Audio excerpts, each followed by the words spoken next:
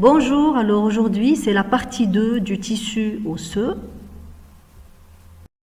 Comme objectif de cette partie, il faut comprendre les étapes de l'ossification primaire et secondaire et connaître quelques anomalies du remodelage osseux et leur impact en pathologie. Donc pour le plan de cette partie, on va parler d'abord des mécanismes d'ossification. L'ossification primaire qui aboutit à un tissu osseux de nouveau. Donc soit à partir d'un tissu conjonctif, c'est l'ossification endoconjonctive, soit à partir d'un tissu cartilagineux, c'est l'ossification endochondrale.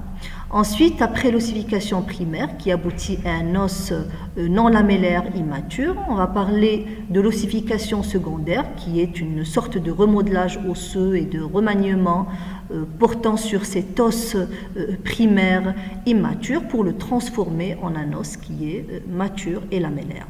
On va voir aussi c'est quoi le remodelage osseux qui est en rapport avec aussi ces remaniements de l'os, mais tout au long de la vie, suivant les contraintes mécaniques changeantes et sous l'effet d'autres facteurs. On va parler de l'évolution de notre capital osseux avant de terminer par quelques applications pratiques.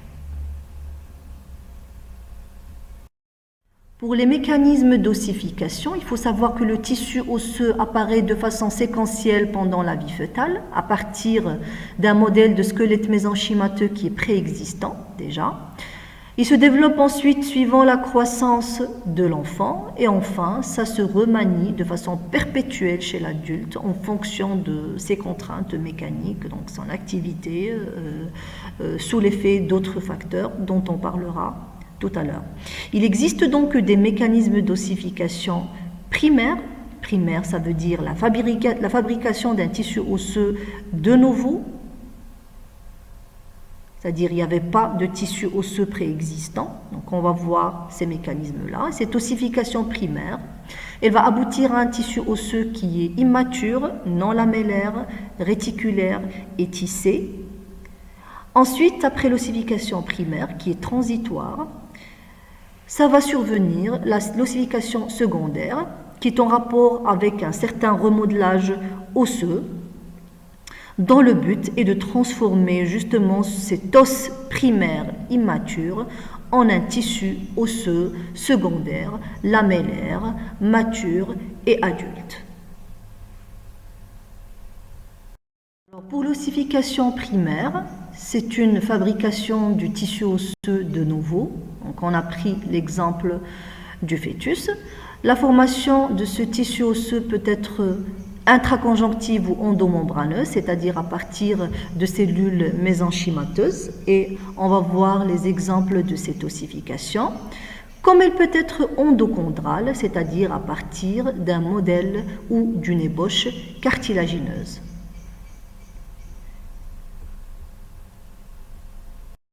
Alors pour l'ossification intraconjonctive, on va prendre l'exemple de l'ossification d'un os plat chez le fœtus. Tout d'abord, les cellules mésenchymateuses vont acquérir un potentiel ostéoprogéniteur, donc se différencier en cellules ostéoprogénitrices qui sont capables de se transformer en ostéoblastes. Ces ostéoblastes vont déposer du tissu osseux en îlots isolés. Ces îlots vont subir un remodelage dans le cadre de l'ossification secondaire pour transformer ce tissu osseux qui est primaire, immature, en un réseau d'os trabéculaires qui est mature. Alors tout le tissu mésenchymateux résiduel, il va abriter les vaisseaux sanguins et les cellules hématopoïétiques au sein de logettes ou d'espaces médulaires situés entre ces travées osseuses.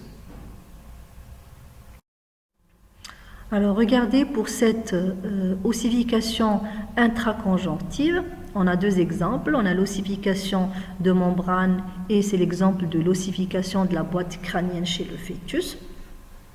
Et on a l'ossification à partir du périoste qu'on appelle ossification périostique, qu'on voit au cours de la croissance en épaisseur des os et qu'on peut voir aussi au cours des fractures. Pour la première, Il y a ici un tissu qui est conjonctif ou mésenchymateux, où les cellules mésenchymateuses vont avoir un potentiel de différenciation vers des ostéoblastes et on va les appeler cellules ostéoprogénitrices. Ces cellules-là, quand elles seront transformées en ostéoblastes, vont commencer à déposer de l'os, du tissu osseux. Bien sûr, dans un premier temps, ce tissu osseux, il va être immature, non lamellaire, réticulaire et tissé.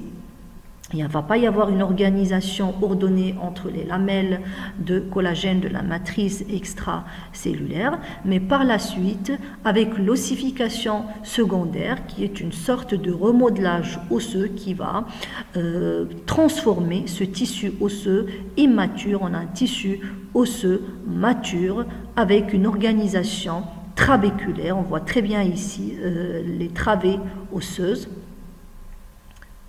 Et tout ce qui reste comme tissu conjonctif ou mésenchymateux résiduel, ça va abriter les vaisseaux sanguins et la moelle hématopoïétique de ce tissu osseux spongieux. Pour l'ossification périostique, on voit très bien ici le périoste, avec sa couche interne qui comporte les cellules ostéoprogénitrices, ces cellules ostéoprogénitrices qui vont se transformer en ostéoblastes, et ces ostéoblastes vont déposer de l'os et se transformer par la suite en ostéocytes au niveau d'une matrice minéralisée. Bien sûr, après chaque ossification secondaire, il y a de l'ossification secondaire. Après chaque ossification primaire, il y a une ossification secondaire dont le but est de remodeler cet os non mature pour le rendre plus mature, plus ordonné et lamellaire, et donc on parlera d'un os adulte.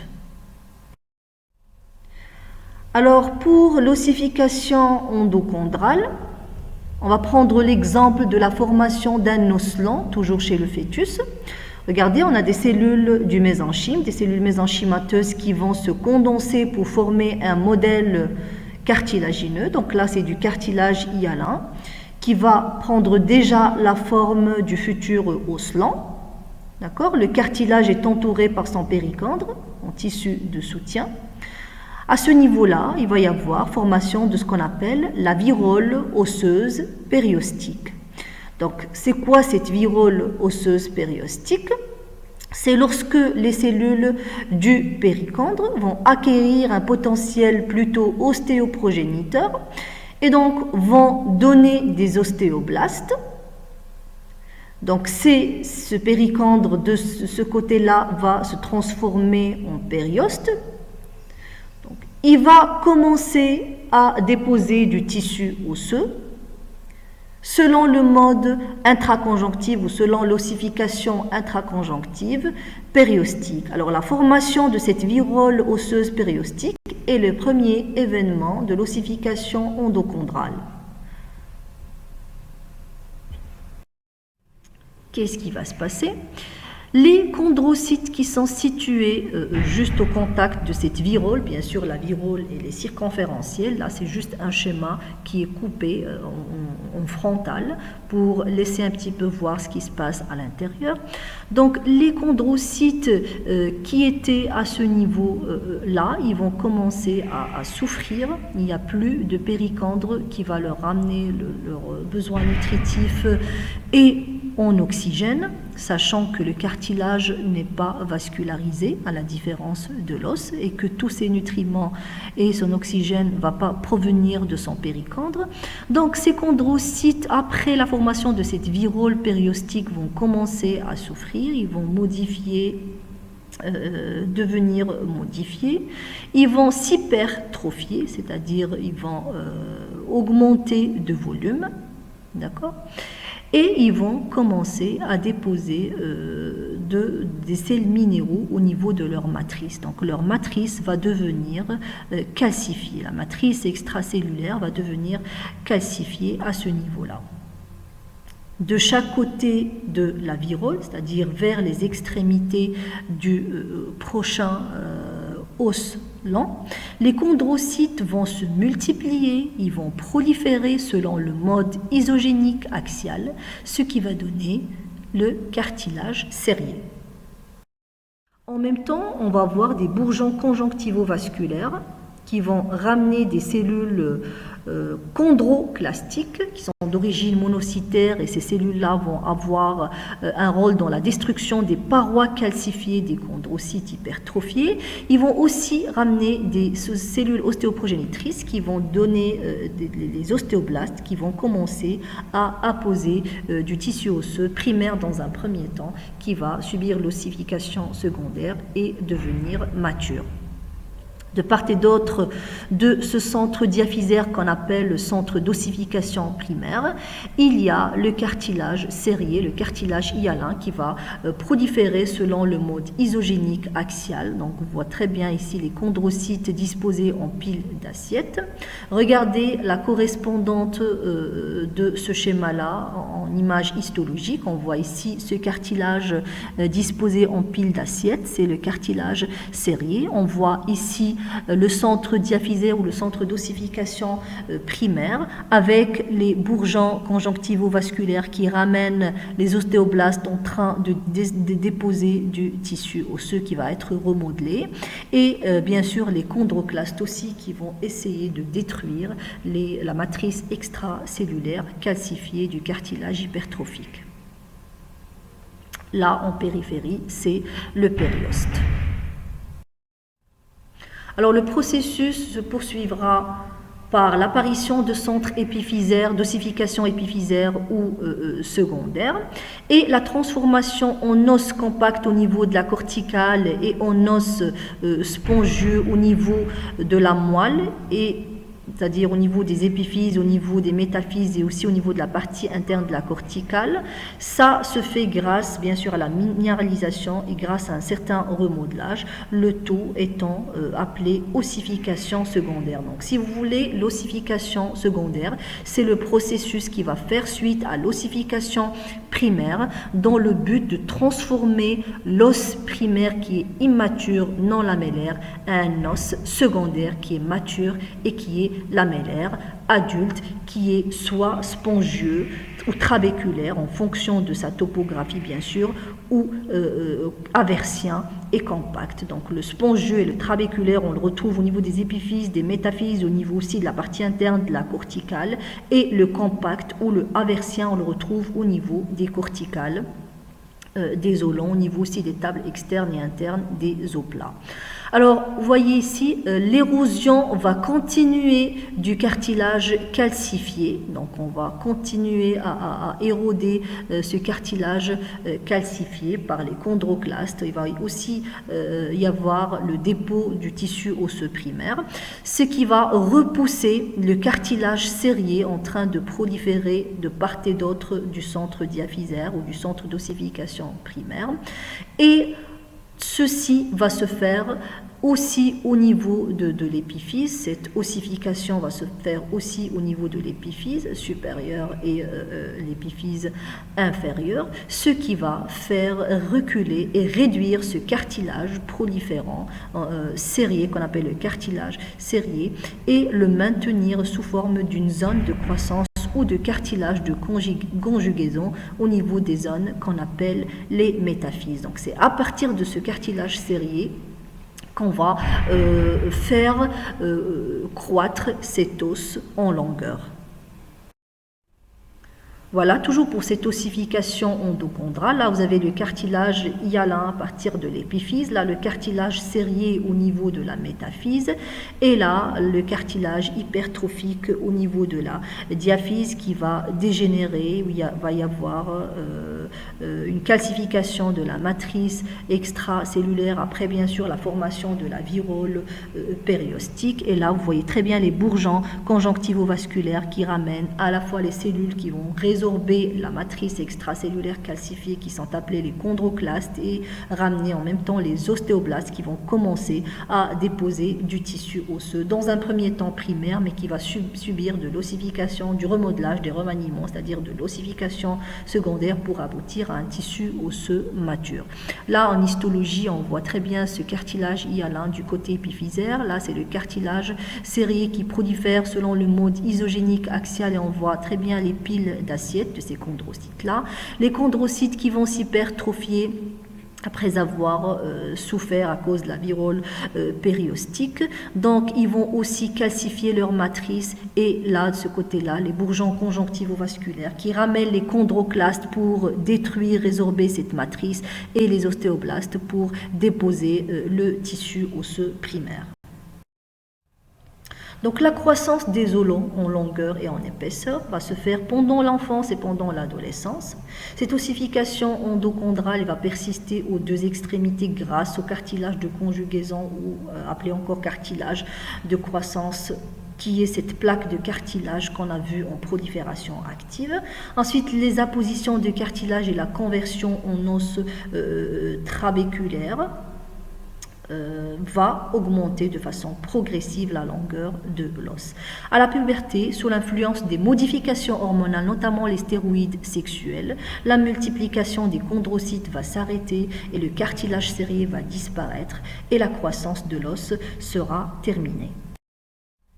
Du côté épiphysaire, le cartilage de conjugaison va proliférer, c'est le cartilage serré. Du côté diaphysaire, les chondrocytes s'hypertrophient, calcifient leur matrice. Donc, on reprend un petit peu ce qu'on vient de voir.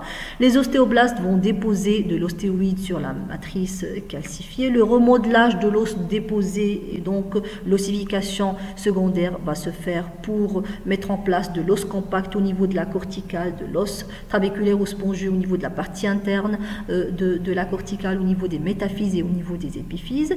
Et pour la croissance en épaisseur, c'est une ossification qui va suivre le mode intraconjonctif à partir du périoste à la surface corticale. Donc ceci va aboutir bien sûr, à côté de cette croissance en longueur, à l'augmentation du diamètre et de l'épaisseur de l'os cortical. Donc l'ossification intraconjonctive se fait à la surface corticale à partir du périoste et aussi à la partie interne de l'os à partir de l'endoste. Alors là, sur ce schéma, on voit de ce côté-là le cartilage hyalin du côté de l'épiphyse. On voit le cartilage serré en prolifération, le cartilage hypertrophié, le cartilage calcifié et le front d'ossification, donc à partir de bourgeons conjonctivovasculaires qui vont jouer un rôle très important dans la dégradation de la matrice calcifiée et dans l'ossification primaire, par la suite l'ossification secondaire.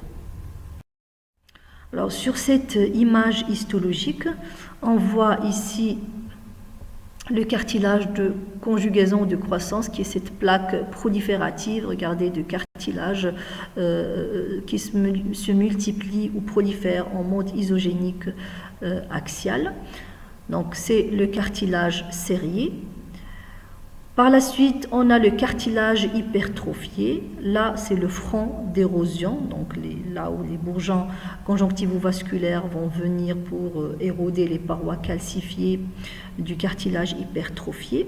Donc là, regardez une travée osseuse qui a été déposée par les ostéoblastes ramenés par les bourgeons conjonctivovasculaires. Donc là, c'est l'ostéoclaste parce que après le dépôt de ces travées osseuses primaires, il va y avoir un certain remodelage dans le cadre de l'ossification secondaire.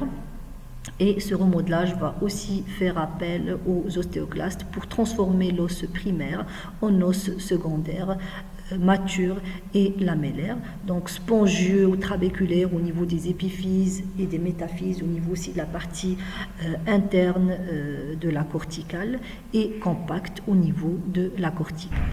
Donc entre les travées osseuses, il va y avoir de la moelle osseuse. Alors pour le remodelage osseux, c'est dû au remaniement perpétuel et au renouvellement constant du tissu osseux tout au long de la vie. Donc c'est une action qui est concertée et équilibrée entre ostéoclastes et ostéoblastes qui vont former des unités fonctionnelles de remodelage. Ces unités de remodelage sont mobiles, ils progressent dans le tissu osseux, ostéoclaste à l'avant et ostéoblaste à l'arrière. Ils ont des activités métaboliques qui sont couplées dans l'espace et dans le temps. Donc un cycle de remodelage peut durer à peu près 4 mois chez l'adulte, la phase de formation étant logiquement plus longue que celle de la résorption. Donc le remodelage osseux, c'est les remaniements qui vont être faits sur le tissu osseux suite à des contraintes mécaniques, une fracture par exemple, du mouvement, de l'exercice sportif et aussi suite à des facteurs hormonaux et à des facteurs de croissance.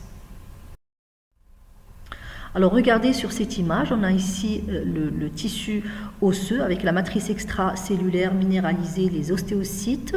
Vous avez ici un ostéoclaste qui est en train de résorber de l'os, bien sûr, sous l'effet de certains facteurs dont le RINC ligand ou l'ODF, qui est un facteur de différenciation ostéoclastique qu'on a déjà vu. Après avoir creusé et résorbé de l'os, les ostéoclastes peuvent subir une apoptose, sinon ils peuvent aller creuser ailleurs, donc c'est la phase d'inversion.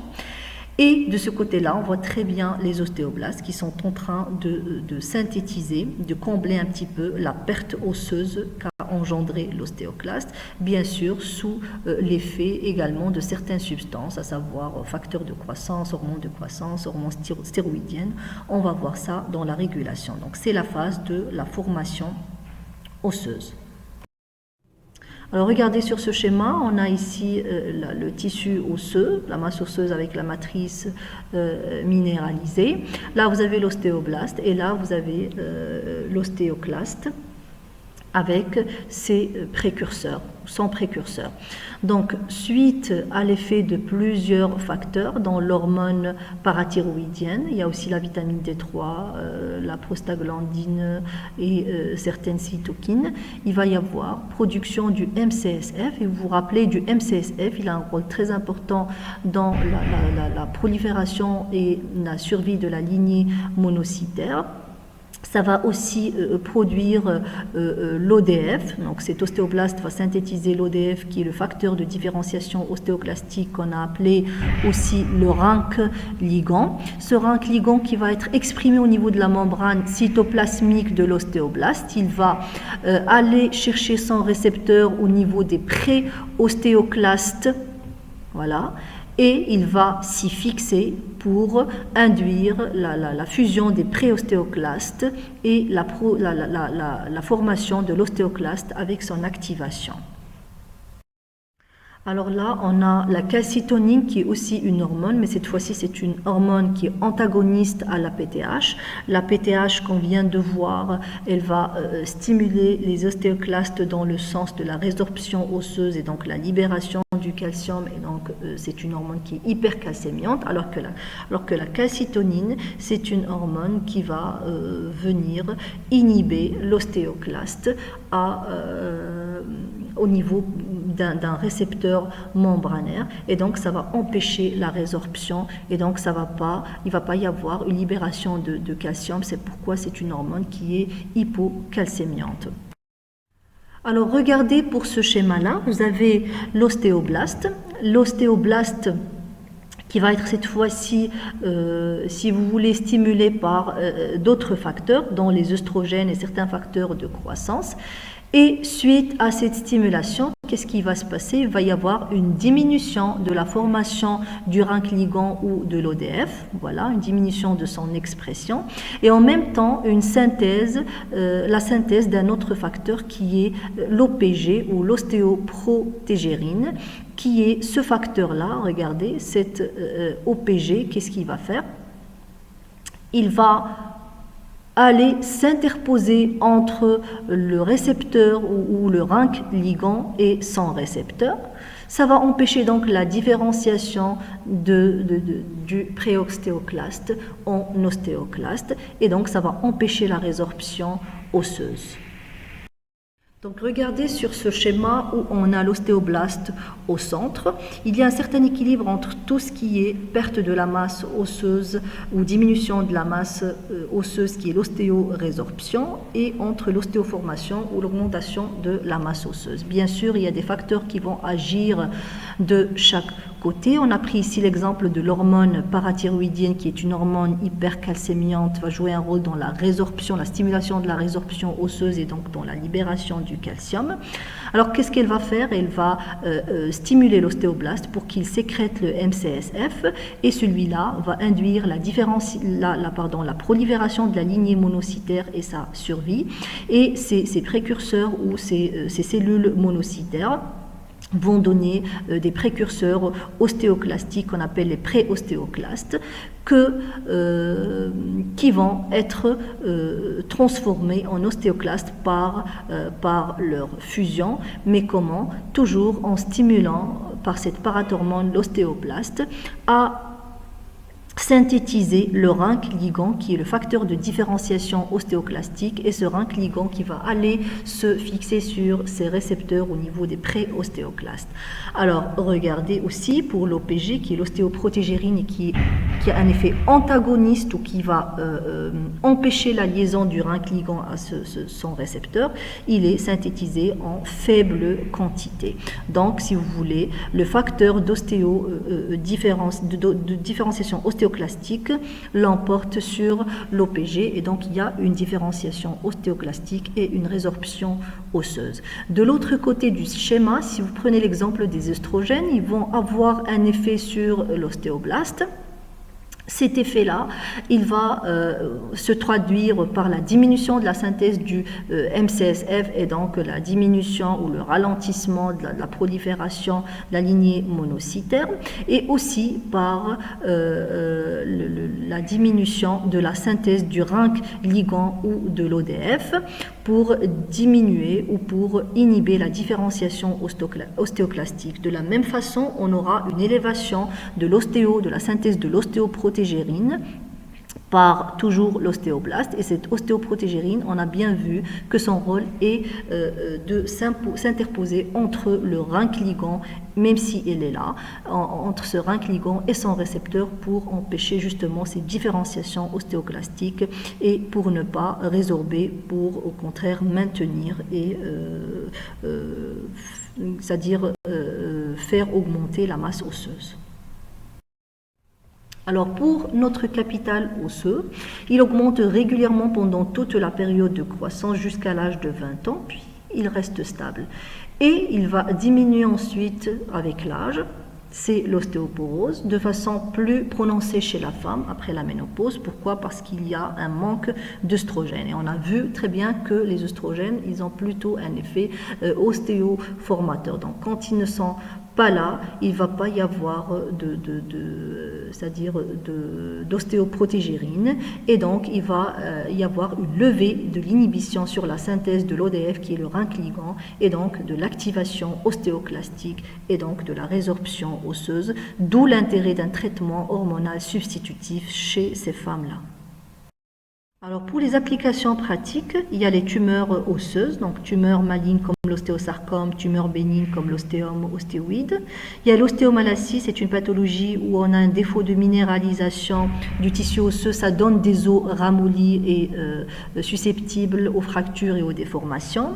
Il y a l'ostéoporose qui est une diminution de la masse osseuse qu'on peut voir avec l'âge et qui peut être accentuée chez la femme à cause de l'hypoœstrogénie, comme ce que l'on vient de voir. La maladie de Paget, c'est une maladie où l'activité ostéoclastique n'est pas contrôlée et où la réparation tissulaire ou la réparation osseuse est excessive et inorganisée. Donc il y a des os qui sont, ça va donner des os qui sont très déformés.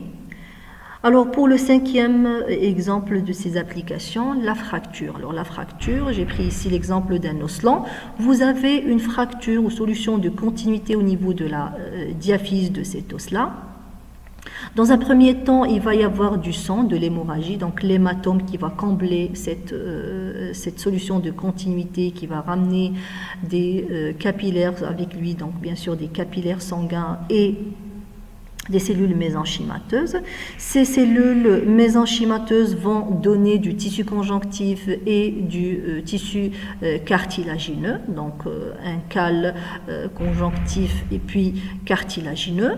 Et en même temps, il va y avoir les cellules ostéoprogénitrices du périoste et de l'endoste qui vont se transformer en ostéoblastes, qui vont commencer à déposer de l'os. Par la suite, la minéralisation de cet os et le remodelage grâce aux ostéoclastes pour réparer un petit peu et restituer la forme initiale de cet os. Alors bien sûr, ceci ne va être possible que si on arrive à aligner ces deux bouts